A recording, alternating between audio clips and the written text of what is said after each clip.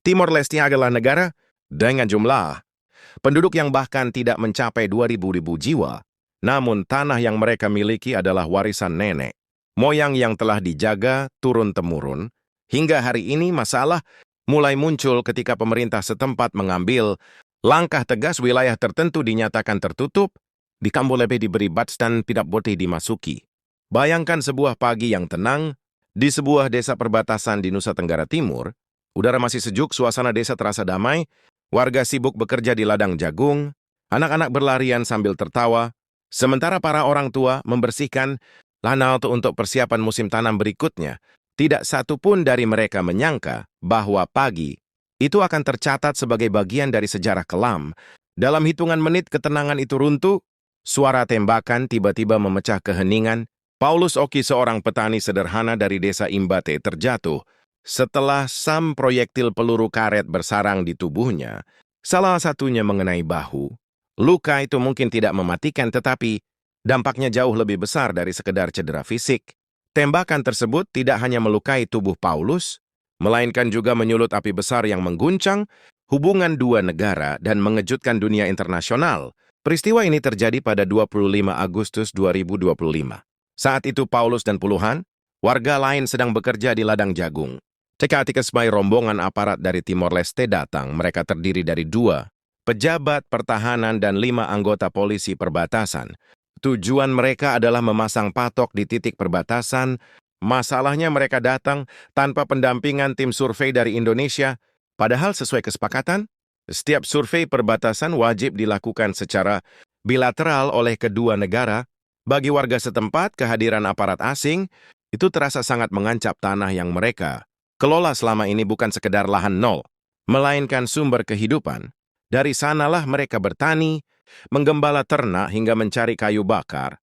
Ketika aparat datang dan memasang patok secara sepihak, warga merasa wilayah yang mereka yakini sebagai bagian dari Indonesia sedang dikampas. Ketegangan pun meningkat, penolakan terdengar, suara-suara meninggi, emosi memuncak, hingga akhirnya tembakan dilepaskan.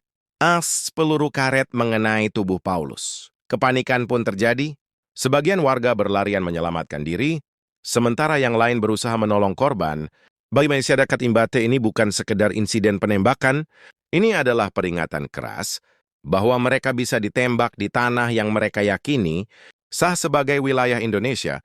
Polisi dan TNI bergerak cepat menuju lokasi. Di tempat kejadian ditemukan 8 selongsong peluru dan 1 proyektil. Sebagai bukti bahwa senjata api benar-benar digunakan, Paulus segera dilarikan ke rumah sakit untuk mendapatkan perawatan. Aparat kepolisian mulai mengumpulkan keterangan saksi, mengamankan barang bukti dan melaporkan kejadian ini ke pimpinan Gubernur Nusa Tenggara Timur, Mel Kalena, menegaskan bahwa pelaku harus segera ditangkap dan diproses hukum oleh pemerintah Timor Leste. Namun perhatian publik justru tertuju ke Jakarta, ke Istana Negara. Pertanyaannya satu, bagaimana sikap Presiden Indonesia? Jawabannya datang dengan sangat tegas. Presiden Prabowo Subianto menyatakan bahwa keselamatan rakyat Indonesia adalah harga mati dan tidak ada ruang kompromi. Jika ada pihak yang berani mengancam, Indonesia siap mengambil langkah militer. Pernyataan ini langsung menyebar luas dan menjadi sorotan dunia internasional. Selama ini Indonesia dikenal sebagai negara yang mengedepankan diplomasi, sering tampil sebagai mediator dalam berbagai konflik global. Namun kali ini bahasanya berbeda. Bukan lagi diplomasi lembut, melainkan peringatan terbuka yang jelas dan keras. Dunia pun terkejut. Untuk memahami betapa seriusnya insiden ini, kita perlu melihat latar belakangnya. Sejak Timor Leste merdeka pada 2022, persoalan perbatasan darat belum sepenuhnya selesai.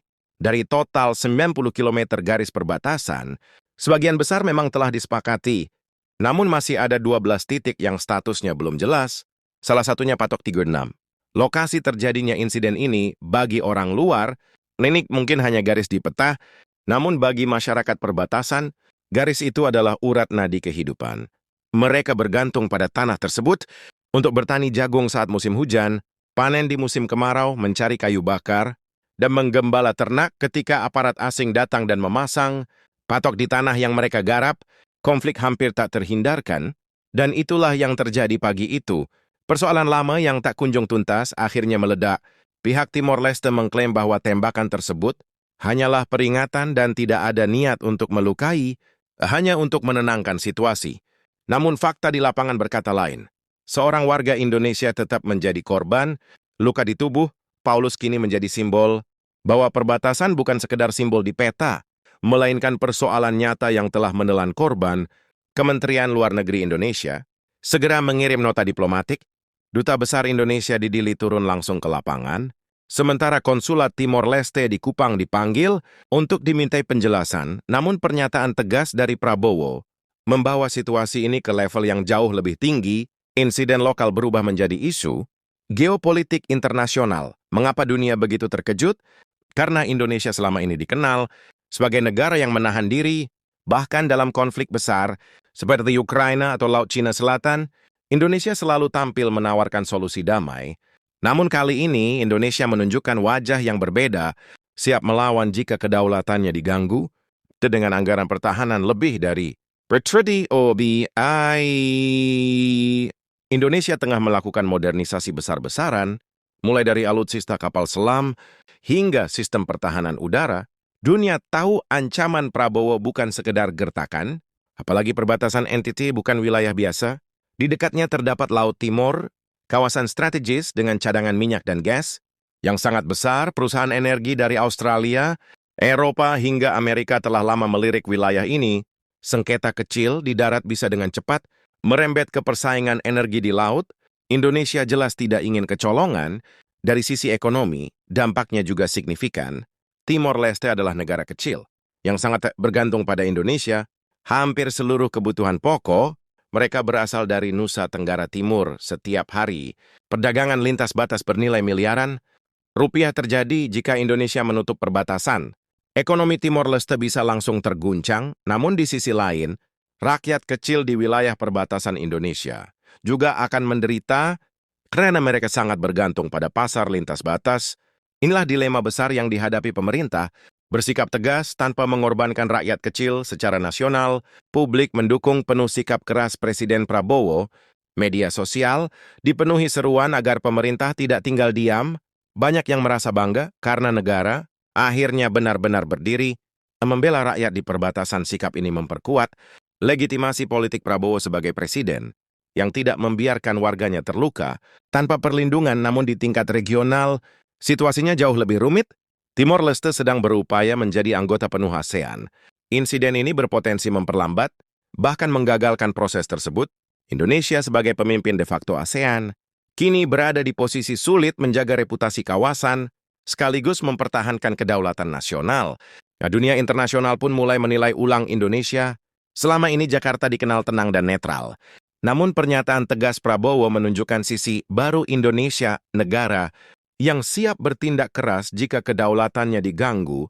Ini pun akan mengubah perhitungan geopolitik di kawasan Indo-Pasifik ke depan. Ada beberapa kemungkinan ke depan jika Timor Leste meminta maaf secara resmi dan bersedia melakukan penyelidikan bersama. Ketegangan bisa mereda, meski dengan syarat yang sangat ketat dari Indonesia. Namun jika mereka bersikap defensif dan menolak mengakui kesalahan, situasinya bisa memburuk. Indonesia bisa menutup perbatasan, mengirim pasukan tambahan atau menggelar latihan militer besar-besaran di NTT. Kemungkinan lain adalah campur tangan pihak ketiga, seperti Amerika Serikat atau Australia sebagai mediator. Namun Indonesia secara tegas tidak menyukai urusan kedaulatan dicampuri pihak asing. Skenario terburuk adalah jika insiden serupa terulang dan memakan korban jiwa. Dalam kondisi itu Indonesia bisa melancarkan operasi militer terbatas di wilayah. Sengketa mungkin tidak berujung perang besar, tetapi cukup untuk membuktikan bahwa ancaman Prabowo bukan omong nol pada akhirnya. Insiden ini mengingatkan kita bahwa perbatasan bukan sekedar garis di peta, melainkan bagian penting dari kehidupan manusia. Kepemimpinan yang tegas dibutuhkan untuk menjaga martabat negara dunia. Kini tahu, satu peluru yang mengenai warga Indonesia bisa mengguncang stabilitas internasional. ASEAN mungkin gelisah, Amerika dan Eropa mungkin terkejut, namun rakyat Indonesia merasa bangga. Negara akhirnya menunjukkan sikap yang jelas,